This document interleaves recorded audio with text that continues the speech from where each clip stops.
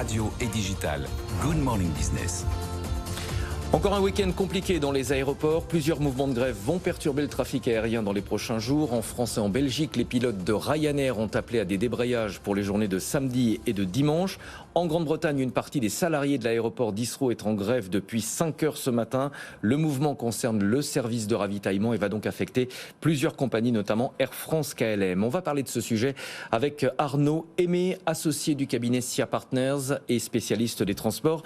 Bonjour Arnaud, pourquoi est-ce qu'on assiste à une telle cristallisation des mouvements sociaux dans le secteur aérien? Bonjour Stéphane. Effectivement, la pagaille dans l'aérien, elle est européenne, voire occidentale. Il se passe la même chose en Amérique du Nord. Ça concerne tant les aéroports que les compagnies aériennes. En fait, ce qui se passe depuis le printemps dernier, c'est d'abord des pénuries de personnel. En fait, l'ensemble du secteur aérien et aéroportuaire pendant la crise sanitaire a perdu plus de 2 millions d'emplois à peu près. Une partie de ça a été rattrapée depuis lors et les compagnies et les aéroports se sont mis à recruter à nouveau en début d'année, mais pas à un rythme qui permet de compenser ça. Donc aujourd'hui, on a des pénuries de personnel, surtout dans les aéroports. C'est des agents d'escale, des techniciens, les personnes chargées des bagages, beaucoup d'agents de sécurité aussi. Et les agents de sécurité, une fois qu'on les recrute, il faut plusieurs mois pour qu'ils obtiennent un agrément. Donc on a vraiment une inertie qui se met en place. Tout ça fait que les gestionnaires d'aéroports imaginent un retour à la normale en termes de personnel disponible plutôt en novembre. Donc forcément pour l'été c'est raté et c'est bien dommage parce qu'en fait l'été connaît un pic de fréquentation. Autant le trafic aérien globalement annuel, on espère un retour à la période pré-Covid plutôt en 2024. Autant spécifiquement pour le trafic loisir, celui qui s'exprime beaucoup pendant l'été, là on a déjà un fort rebond. Il y a beaucoup de voyageurs qui veulent prendre leur revanche après avoir rongé leurs freins pendant 2 ans pour des voyages longs. Donc voilà, il y a beaucoup de demandes et la capacité des aéroports est aujourd'hui saturée. Arnaud, les compagnies aériennes, après 2 ans de crise sanitaire, avaient vraiment besoin de cette période estivale pour redresser leur situation financière. Est-ce que la multiplication des mouvements sociaux peut compromettre cette reprise, comme l'affirme notamment le patron de Ryanair? Oui, complètement. Surtout que même si l'été avait été un succès pour les compagnies, je pense notamment les majors, les compagnies traditionnelles, celles-là elles dépendent aussi du trafic d'affaires et c'est ça qui pèse dans la balance aujourd'hui dans les négociations sociales et salariales. S'il y a des perturbations du côté des compagnies aériennes, c'est pas seulement les aéroports, c'est aussi les demandes d'augmentation de salaire qui sont à la fois chez les compagnies traditionnelles et les low cost, davantage chez les low cost parce qu'ils ont eu des politiques plus restrictives.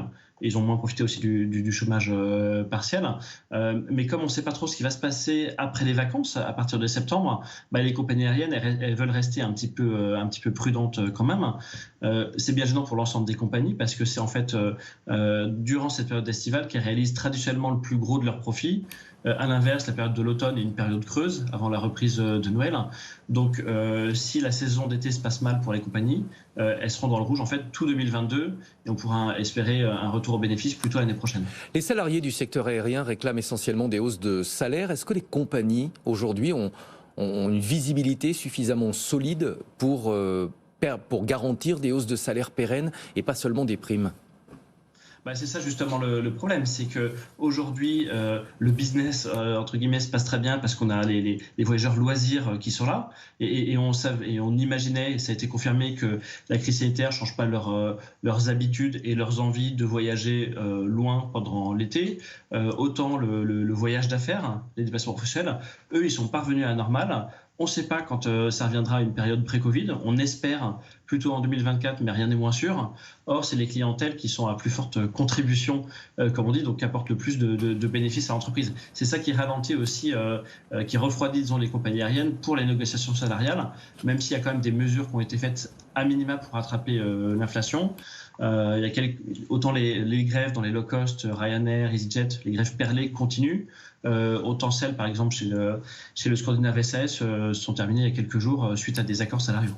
Arnaud, vous êtes un spécialiste des transports chez SIA Partners.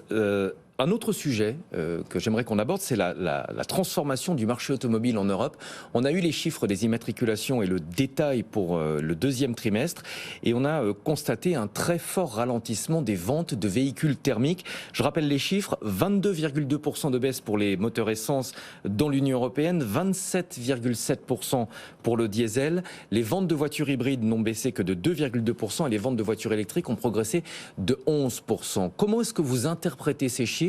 Est-ce que la transition est en marche ou est-ce que c'est lié indirectement aux pénuries de semi-conducteurs ? Et là, dans ce que vous dites, dans la transformation que vous dites, en fait, il y a deux effets. Le premier effet, n'ayons pas peur de le dire, c'est une contraction du marché automobile de véhicules neufs européens. Ce marché, il baisse depuis un an de manière continue. Sur l'ensemble du semestre, on a 13% de baisse, donc c'est quelque chose d'incroyable et qui ne s'est pas vu dans l'histoire automobile depuis un certain nombre de dizaines d'années. D'ailleurs, là-dessus, la baisse en France est plutôt dans la moyenne européenne. S'il y a cette contraction globale européenne du marché automobile, c'est pas un problème de la demande, c'est un problème de l'offre. C'est-à-dire que les constructeurs automobiles ne sont plus capables de construire autant de véhicules qu'avant à cause des pénuries de semi-conducteurs, de puces électroniques, on en a beaucoup parlé. On espère un retour à la normale au mieux en 2023. Et puis crise aussi d'autres approvisionnements. Le premier constructeur européen, Volkswagen, avait beaucoup de sous-traitants, d'équipementiers installés en Ukraine, par exemple. Donc ça a ralenti sa production. Le deuxième effet que vous citez, c'est l'évolution des parts de marché entre le thermique et l'électrique. Ça, c'est l'effet des politiques européennes. Donc oui, la transition, elle est bien en marche.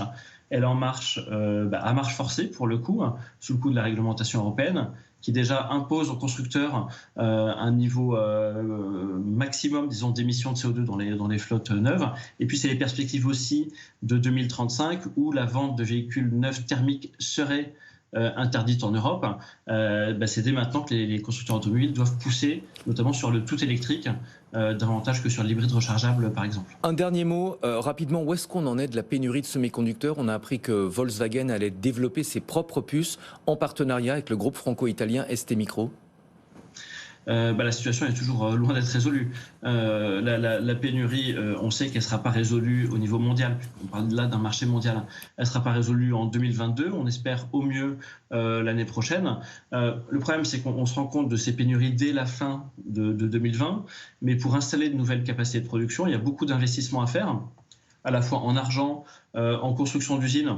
Quand on décide d'investir dans une usine, il faut plus de 2 ans pour qu'elle soit opérationnelle et 3-4 ans pour qu'elle soit à plein régime.